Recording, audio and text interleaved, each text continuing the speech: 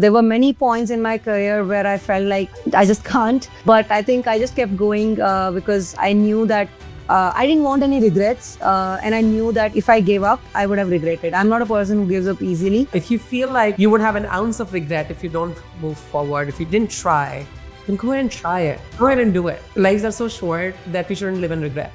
If you are making a conscious choice, then you would not regret it because it's your choice, it's your decision.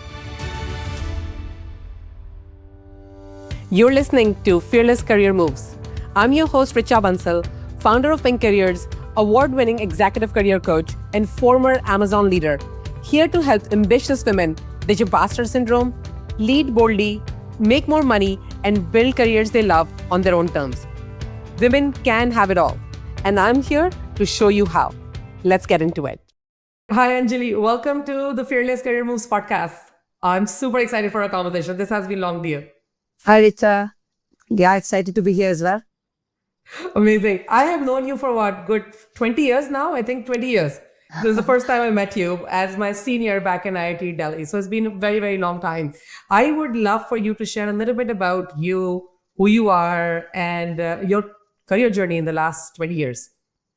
Sure. I mean, as you rightly said, that from education point of view, I'm a graduate of IIT Delhi back in 2008. And I think my career had been really interesting because I have touched upon many industries. I started in oil industry. Then I went on to do my own startup back in India. Then I moved to California and I just scaled another startup there. And then I moved to Amazon in UK. So I've been through different countries and different, I would say, industries. You and I have also crossed paths quite a few times, like for the last 20 years. Again, back to starting with IIT Delhi. And then I have always admired your journey as to how you moved in and out of working for a startup, then working for a big corporation, then a startup, big corporation. I've also been fascinated, something that I want to cover with you as we talk further about how you and your partner has this really great dynamics and how you think about your careers, how you think about your family, and how you think about just like having two thriving careers ongoing by balancing what one partner needs, and maybe the second one takes a little bit more of a sort of a hand at home and so on. So I would love to get into it a little bit, but I would love, let's talk a little bit about, not only do you have a thriving career and you currently work for Amazon, you also have a child who is high needs. You have a child who is autistic. So talk to me a little bit about what that journey has been for you. Sure. Yeah, right. Like you touched upon, that's a big part of, I think, my introduction as well, that I'm a mother of two young kids, both boys, 5-year and 12-year-old.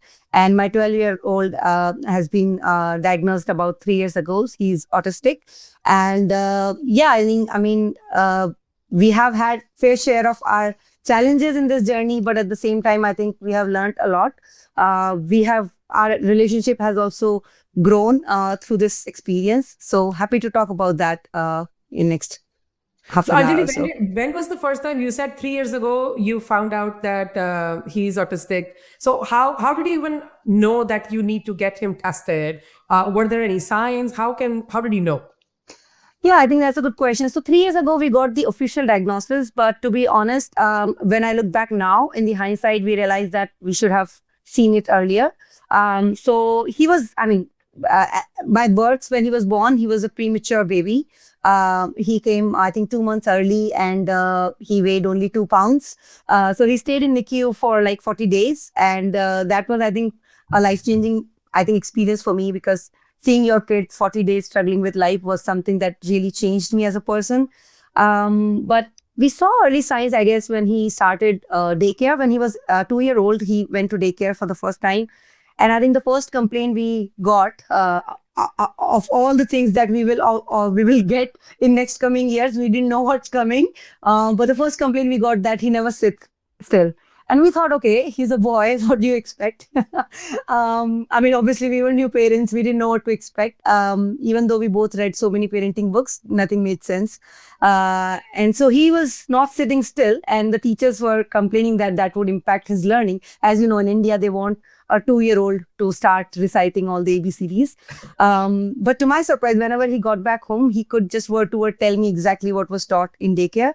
So that was kind of a sort of, we knew that, our child is different in some way, but we didn't know how. And we just thought, okay, this is the only reference we have. Then when he started formal schooling, the complaints started getting more, serious. Initially in India, it was mostly about complaints. It was mostly about, effort to make the child fit into the system. So they kept asking us to, pay more attention to him. Also in India, it's like a common myth that if a woman is working, they might not be paying much attention to their kid. Yeah, did you So actually have people tell you that Anjali, maybe you are working and you're not paying attention enough at home, or did you have instances of that? yes, not directly, obviously, but I think the first advice that I started getting was maybe you should spend more time with him. Maybe you should focus less on your career. That was the first kind of advice, that parenting unsolicited advice that started pouring in. And to be fair, I mean, even I felt the same because, like I said, that we didn't have any reference. I'm the first working woman in my family. Like my mother was not a working woman; she was a housewife. So for me, I was the only reference, right? So I thought, okay, maybe there's something I need to learn here. Maybe my parenting style is different. So we both started, trying different things, working from home, picking him up early. After school care never worked with him. So his schooling is still, teachers were, I think, more trained to manage his behavior. But after school care was not, I think, in India especially, they didn't know what to do. So they would just call us and ask us to pick him up. But yeah, I mean, I think that was a tough time because I kind of got into that self-doubt of, is it my career that is making my child a certain way, or is there something wrong? Because back then I didn't know the word autistic at all. It is also interesting how the first complaint is always that maybe the mother is working and that's why there isn't enough attention on the child, as opposed to the parents are working and so maybe there isn't enough attention at home. Even that nuance somehow like feeds into this pressure of, oh, am I doing something right or am I not doing something right? And to your point, there isn't enough reference for what does good look like. Right? And so you'll start to internalize whatever everybody else is telling you. Maybe it's like directly connected with me as a woman. I'm working, so I'm not paying attention. That guilt just starts to get bigger fight for. So when did that change for you? Because you've also kind of moved from India. You worked in the US as well, right? Like you worked in the US and then you moved to UK. Did you find differences in the way teachers and the educators were giving you feedback on your child, and maybe like you need to get him evaluated? Did that change between India, US? At what point did that change for you? Yeah. So I mean, just before that, to your point, to an earlier point, when you said that, when did my perspective change about this thought that maybe I'm doing something wrong? I remember very distinctly, there was a conversation between me and my husband when my kid was around 2 years old. He just, one day it was getting too much for us. Like, eating habits, sleeping habits, everything was different with this kid and we didn't know what we are doing wrong. So one day my husband just came home and he was actually working in a startup back then. So his working hours were crazy. Basically he was working 24/7. So he came home and he said, one of us need to leave job. And I immediately, I think I just bursted out. I told him that, how could you say this? Because he's a fellow IITian. And the reason I, really, really respected him is because he has always put my career in parallel to his. So for me, everyone else is fine. If they say that, hey, you need to quit your job, I would not pay attention. But when he said that, I was really upset. And then he immediately said, when did I say it has to be you? I was like, that moment, I was like, oh, wow, how is my automatic listening, making me go down? Like there's no one, he just said one of us has to leave job or one of us has to need a change in our career. He never said it's you, but I heard it as if he's asking me to leave my job. So that was a good, I think, eye opener for me. And then we both decided, and I told him that, hey, job is my identity, and I think I enjoy work. I'm never gonna leave this. So how do we manage this? So then that I remember that time we made this kind of an agreement, and back then we didn't know about autism or what he is, what's his future would look like. But we both decided that. Maybe we'll take turns in our careers. So when his career or his job is really demanding, then I would take a, sort of a easier career and vice versa. That doesn't mean that we would take a lesser career because it it doesn't have to be that way, but it just means that less demanding and more demanding. So we kind of, I think, kept to that promise till date. It is so fascinating the role that a good partner plays in a healthy and happy just life overall. Like, I think one of the biggest decisions that you can make, or one of the most important decisions that we can make in our overall life, is the partner that we choose. And I think that is just like a testament to how you guys have sort of really managed through things and worked through things. Because I have known you for so long, and when I hear about, okay, one person is doing a very high intensity career, the other person takes a little bit of a backseat. It's a very intentional choice. It's not that you are doing it and you're taking a backseat and you're regretting it, but it's very intentional. And as long as I feel like, as long as you take intentional moves to support the overall happiness of our family, that's when you can be, then that's what having it all really means. Hey, we talk a lot about in this podcast about what having it all means. It doesn't always look like that you're always chasing the big position and the leadership roles and the big pay and all of that. Having it all really just means that you have done the work to understand what works for you and your family, and what does your family need in that time that you need to both come together and decide. And that may look like one person's taking a little bit of a less strenuous role, and then the other person is taking a lead and being that lead, and then the other person is being the follower and you taking a lead. 100%. And I think more than what you and your family needs, I would also add one more thing is, what do we really want? I think most of the times what you just said, that we tend to become a victim of the situation, or we either fell into a guilt trap, or we compare ourselves with others, especially women. And I'm sure that is true for men as well. But we always find, like, we try to seek validation from the society, from LinkedIn, or from whatnot, right? We constantly seek that validation. But if you stop and really ask yourself, what do you want? That's what I think having it all means. Because if all of us are just living for a purpose, there's no one purpose for the life, right? If you know what you want, if you want to be a mother who just leave everything and take care of your kid, it's perfectly fine. But that should be your choice, not a victim. You should not be a victim of the situation, right? So many times that choice also came, crossed our path. So I think moving on, like when we moved to US, you asked me about how the journey looked, right? So yeah. I think we moved to US when he was 5 years old. And in US again, same thing started. Like their schools were different. The culture was very different, obviously. But we realized that on a daily basis, we were getting every day, it was something new. And it just blew our mind, because our family values and culture were like very Indian, very traditional parenting. We both have been like good kids because we went to IIT, so we didn't understand what is going on. Like, genes seems fine, culture seems fine. What's going wrong here? We could not understand. But then their things are very formal. So in US, I think you are in US, so you understand. They started documenting things. So on a daily basis, I used to receive a paper from school, what went wrong today. And they used to sort of mark how was his day on a scale of 1 to 10. And that was a big stressor for me, because every time that paper came home, I used to feel mad. I used to just feel mad sometimes at him for, stealing someone's lunch, or sometimes for just running out of the class and taking around in the playground. Sometimes at myself, because I felt like, okay, there's something I'm missing. I'm not able to figure it out. And what could it be? Sometimes, at the situation, I was just constantly mad, I think, for almost a year. And I think that was a tough time. And that was also a time when we were trying to have another kid. We really wanted consciously, like both of us wanted to have at least 2 kids. That was something, because we both grew up with siblings and we really, really enjoyed the relationship.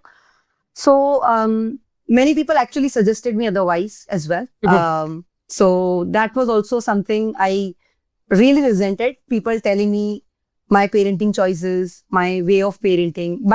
At this point, I think I had heard enough of parenting advice. I think it is also sort of a manifest of the cultures that we come from, right? Yeah. Like you come from the Indian cultures and the Eastern cultures. I have found disproportionately a lot of people, well-wishers, people very close to us, parents, siblings, very close friends, will give you advice on what they think you should be doing.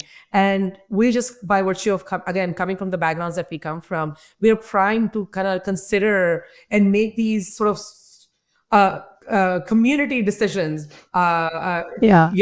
or like community choices for what is really good for us. What's also interesting is that you are getting this feedback about how your child is different for a long time back in India, and then for a long time in the US as well. For, you said, like, for at least a year in the US as well, and it still took you some time to ask for help, right? Like, it just to, like, go to the professionals, go to the doctor and sort of like ask for help. And I don't know about you, but I've definitely seen for myself, and I've seen this for my clients, we try to push at it by ourselves until we are at our wit's end, right? And we will try to blame us and go through that guilt trip, and maybe something is wrong with me before we go and ask for help. And I'm wondering, like, if you felt anything like that, and that stopped you from actually asking for help or getting external help for all this Yeah. while. That's exactly, that's what I was trying to say, that all this while the thing was, all the advice that we were getting was to improve our parenting, I guess, or to change something in us. But I think at that point we both understood that our child is different. But the problem is that nobody would ever understand that. Even today, like, it's very hard for our relatives to understand that it's our child who is different and to accept it. Even if they know, they would not accept it. They were like, nah, boys are like this, etc., etc. But I knew that something was not right at this point. But still, I think between me and Ankur, we both, continued to learn. We both are very hungry for knowledge. I guess we read a lot, and we both did some parenting courses back in US. There was a program called Strengthening Family in US. It's run by schools usually. I think we have done that program 2 or 3 times because we just loved it. So in which they coach parents in a different room, and they coach at the same time, they coach kids in a different room on the same topic. And the topics vary from anything from behavior, from making habits to alcoholism, everything. Like, it spans, obviously age appropriate for the kids, but they tell the same thing to both of them, and then they give you homework to do something at home just around the topic. I think we all enjoyed it as a family. All 3 of us used to go there. So we continued our journey to learn. I mean, there's never enough to learn how to be a good parent, or, how to raise a better child in a way.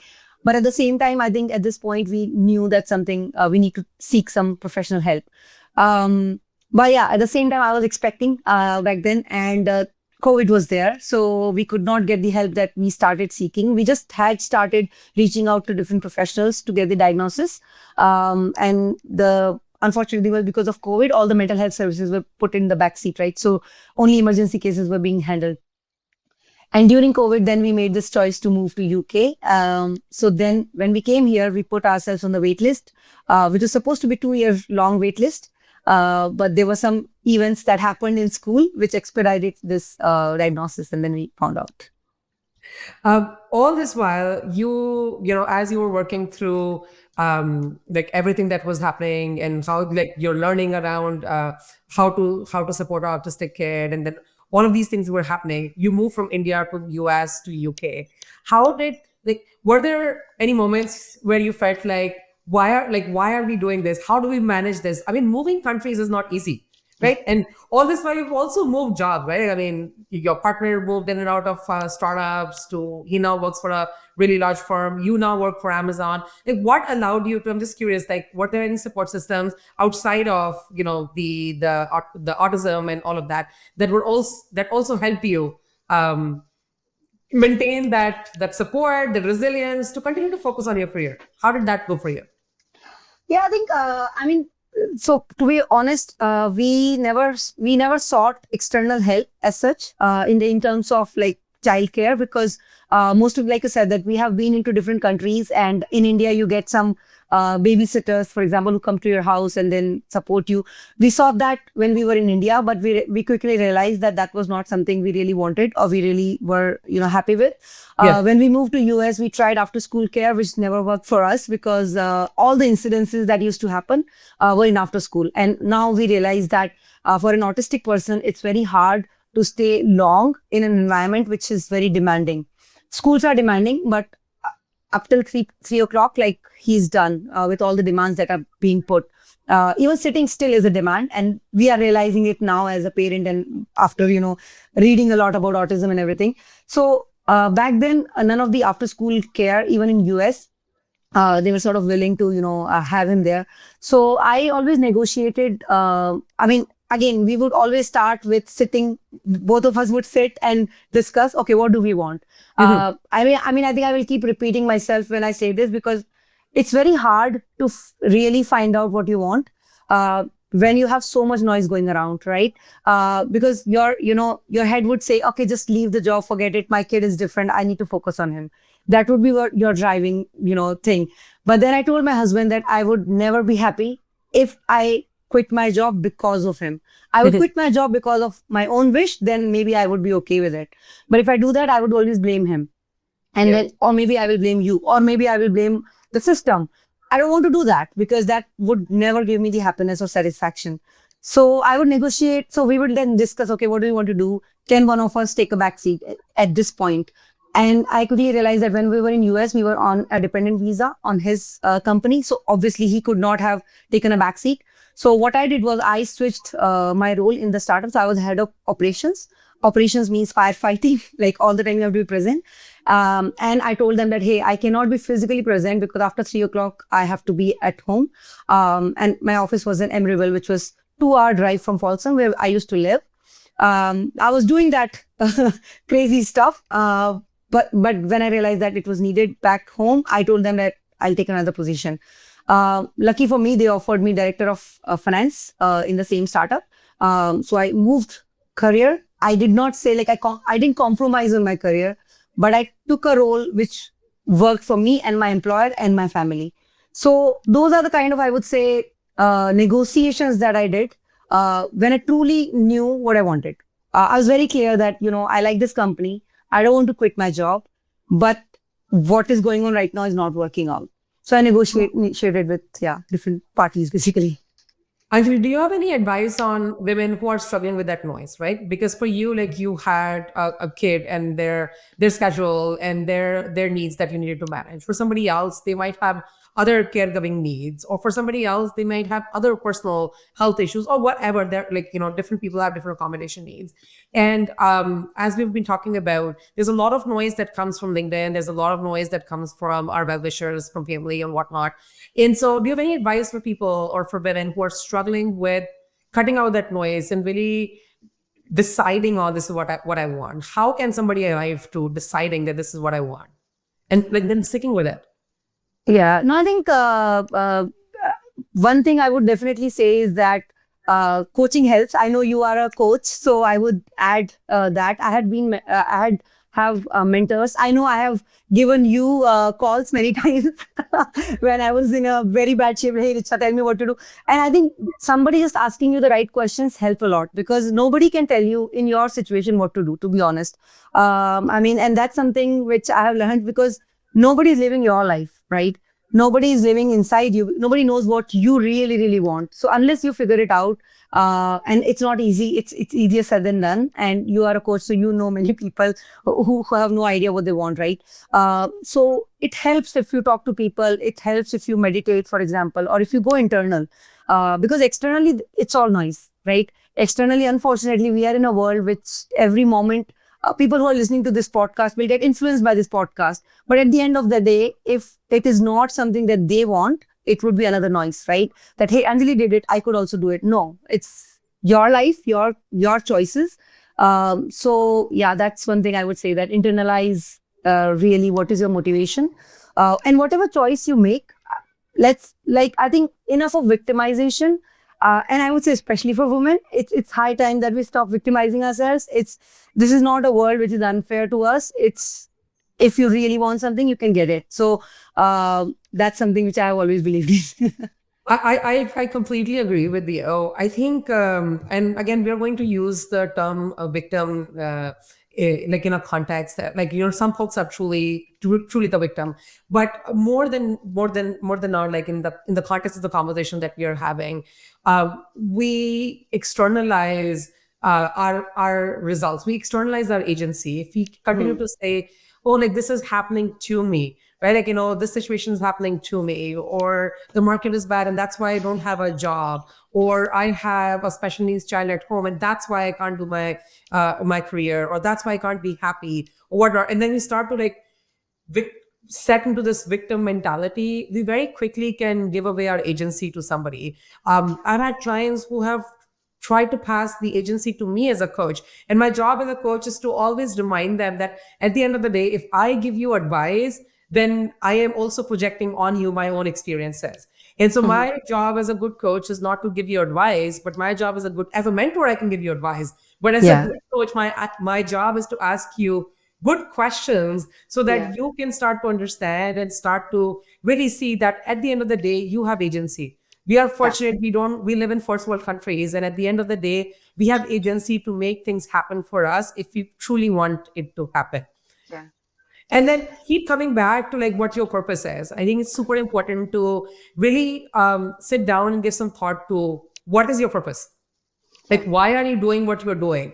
Well, at the end of the day, Anjali, like, why are you so keen and passionate about the job that you want to do? Like, Yeah. the fact that you want to pursue a career, you want to do something. I think it's important to also ask ourselves, like, why am I trying to run this business?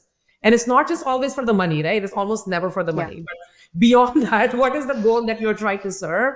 Um, 100%. and the more we can keep coming back to the purpose, the more we can start to put that support mechanisms, those building blocks, those right people around us who can help us do the things that we are able to do. Yeah, I think, I mean, 100%. And I think you're on a very good point that why we do something.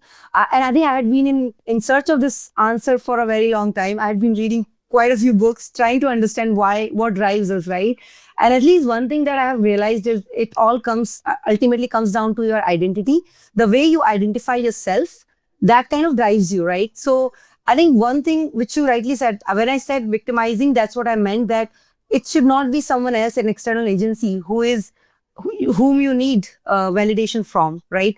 It's your identity. Like, for example, when my kid cries in a supermarket, I mean, I don't want people to tell me if I'm a good mom or not. I know I'm a good mom, So, and it took me a long time. That was, I mean, I would not say everything is rosy. I have been through cycle of depressions. Me and my husband have actually, it has impacted our health also, in a way, right? Because we both, on a daily basis, we have to coach ourselves, right? That hey, it's fine, and we are doing enough.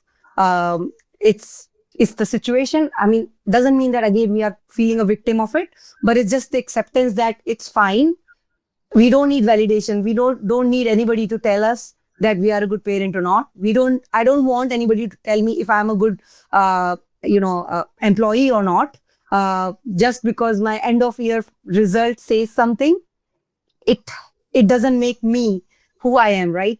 I have cracked JE. I'm good enough, So those are the, I would say, affirmations that I need to just remind myself. And again, it's not easy. Like I said, I've been through cycle of depression. I do go through all of them. But at the same time, like if you remind yourself who you are, who you think you are, that's, Yeah. I think that helps. Absolutely. I want to talk a little bit about the role a good workplace and a good employer plays in supporting us through our personal ups and downs. And I'm curious, as you even went through that startup and said when the startup moved you to a director of finance role, or perhaps even at Amazon right now, have you shared your personal needs and accommodations with your manager or your team? And if yes, like how have they been supportive in really making sure that you're thriving both in your personal Yeah. life and in your career? Yeah, I think from work point of view, I have been very open about this topic. So whenever I apply for a role, after cracking the interviews, the first thing I share with the hiring manager is about my son. Because I tell them very upfront that this is the situation at home. And they always ask me what kind of accommodations you need and all those things. And I always tell them that all I need is some trust, first of all. That because I've cracked the interviews, you have seen that I have the potential, I have the history of, whatever results and everything. But at the same time, if I get a call from his school, I might just drop a meeting, and I don't care who is on the other side. So that's something that will only come if you trust, right? Because I would not be in a position to explain to you every single time that, hey, I need to attend this school meeting versus this, big meeting that we have in office. So that is one thing. Another thing we have realized is both of us found Europe to be very, I would say, gentle in this way. In a way, I think there is a lot of awareness here. So we have both worked in Netherlands, we have worked in India, we have worked in US, and then in UK. We realized that in general in Europe, the work culture is much more. There's more to life. Let's put it that way, right? So work is just one part of your life. So here the employer gives a lot of weightage to your personal situation. Even schools. So things are integrated here. Schools understand that you are working. Employer understand that you have kids, especially if you have a special kid. So yeah, that has helped a lot. So I think one of the reasons we moved to Europe was this, that we realized that if we remain in US, we both are very competitive people. So we will be either we'll be feeling like we are missing out, or we will be again getting to that race of achieving more and more. While in Europe, you already calm down and you spend more time on other things. So that's one thing that. Yeah, absolutely. I think UK definitely has a more family-friendly culture. Again, if you would like to generalize, I also would think that in the US as well, you can find the right company. I have a manager actually at Amazon who told me, despite of how you may or may not think about Amazon, but I had a manager at Amazon who told me that for every bad boss, there are 10 better ones. And for every bad company, there's 10 better ones. And I truly believe that. I mean, even before I worked for Amazon, even at Schlumberger, I had 13 different managers in the 9-10 years that I was there, because I would change roles. I changed 5 roles when I was there, or my manager would change roles. And largely, by large, I had great managers who supported me in my career growth, who understood, who respected me as a human being, and who respected me as an individual. And to your point, like, the trust is the biggest thing. Right? To trust that the other person is not just a bum in the seat, and to trust that if they're taking responsibility, they're going to deliver on it, and you let them figure out how they do it. And then trust also means open two-way communication. And so for somebody who's listening, who may feel like they are stuck in a situation, they're stuck with a boss, stuck in a workplace where they don't understand, my encouragement to them, and I think that would probably be your encouragement as well, is to go find that right company for you. Because you can find the right team, you can find the right boss, and you can find the right company who want you to really respect yourself first, and then have that trusted, respectful relationship happen that allow you to really thrive as a leader. Because when you are happy and you feel supported, you go 10 miles extra to do good things for work as well. Yeah, I think I would like to add one thing, if I may. I mean, you must have heard this phrase, and which is, I find it super interesting. Every decision is a trade-off. And what it means is that you will never find anything perfect anywhere, right? I mean, I have realized that, like they say, manager kind of thing. So wherever you go, you know that again, if you're clear what you want from this job, whether that job is giving you that or not, that should be your focus. There will be 10 things that job will not give you. For example, US versus UK, if I just compare the countries, people ask me a lot of time, why did you move from US to UK? It's okay, let's not talk about weather, but there are many other things here, right? Our salaries were hard when we moved from California to here. Both of us took like 50% slash when we moved here. The cost of living is higher than US, etc., etc. I think it's a trade-off. We know that we are saving less than what we were doing in US. But then the trade-off is, okay, then we are also working a little less. We might not be getting a promotion as fast as we would have. So I think we both have made this conscious choice. When we open a LinkedIn and we see, okay, everybody is director and VP, it's fine. Congratulations. But we are happy where we are. So I think that kind of piece that that only comes when you know that it's a trade-off you have consciously made. If we keep running after the thing that is missing here, then we will keep running, right? So that's the thing. I mean, I think you can have it all, but then you also need to understand, okay, what is your priority in the mix of things? Because not everything, you will not get everything in one place. You have to like find different things in different places. Absolutely. Like if it comes back to having it all, really means what do you want Yeah. Right? And that becomes the starting point of having it all, right? Like, what do you want? Not what my friend wanted, not what my family member wanted me, not what my mother wanted for me, but what is it Yeah. that you want? And I think you have to keep coming back to that, keep coming back to that. Yeah. Right, amazing. So I would love to know from you, like, as you reflect back to your journey in the last like 20 years, raising an amazing family, building this amazing culture, building this amazing career, what are you most proud of? Um, that's a tough one. I think I'm most proud of not giving up. There were many points in my career where I felt like, okay, this is not, I just can't.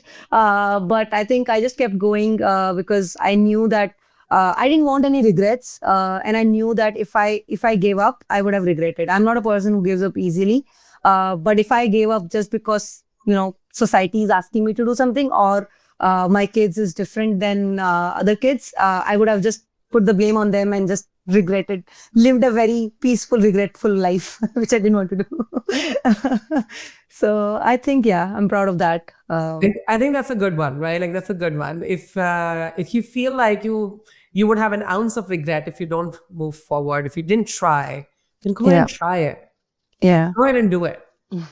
Don't live in. I think lives are so short that we shouldn't live in regret. Yeah. Yeah, I think we should always ask that question. I mean, I remember somebody asked me very recently that what made you leave your job to start a startup when I was doing it in Bangalore. And I think I answered the same thing.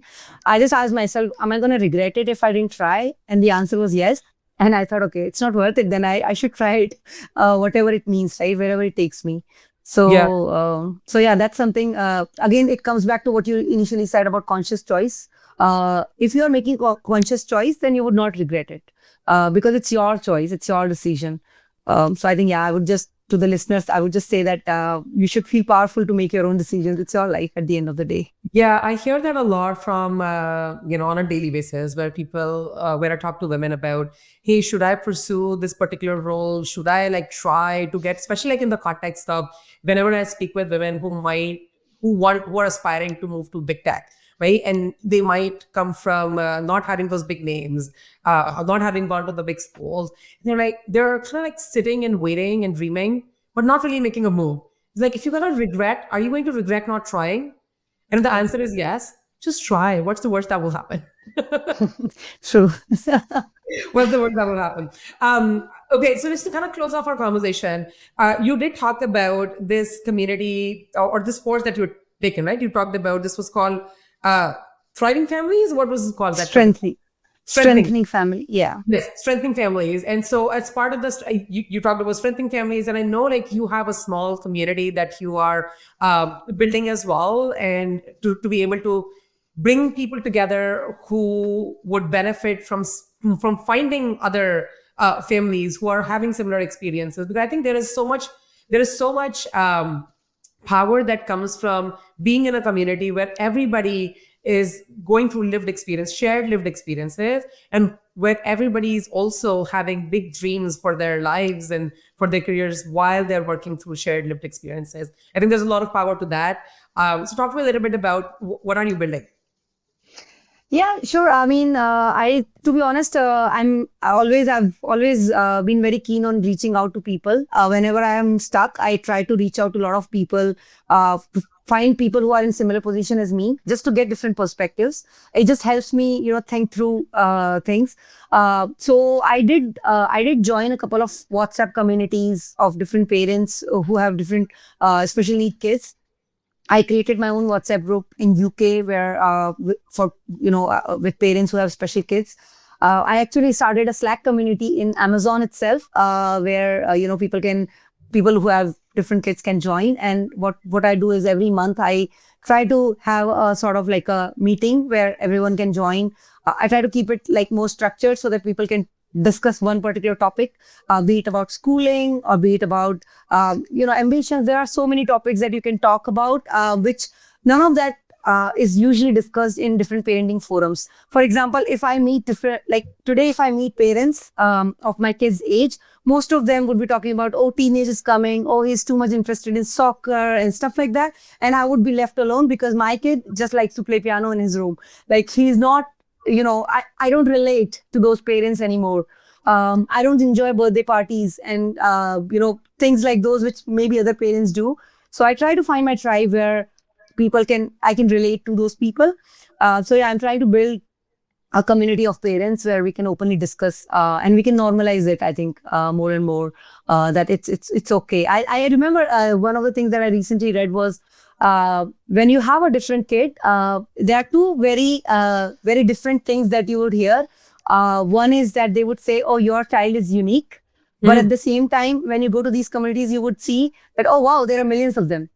So it's just a dissonance, that cognitive dissonance that you need to constantly remind yourself that yes, your child is unique in this environment, but then there is an environment that exists where this is normal. Well, this is So fascinating. Well, I had a friend once. I have like two examples that crossed my mind. It's very similar, but kind of also different. You talked about in the context, my child is unique, but my child is also kind of very similar. I have a very close friend who went through a divorce.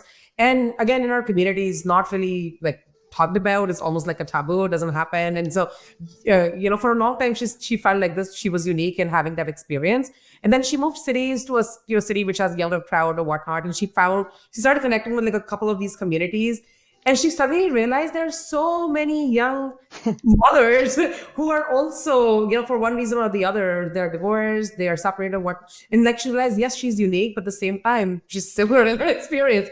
I had yeah, another client who had recently joined the Fearless Fire, which is the career coaching program that I run.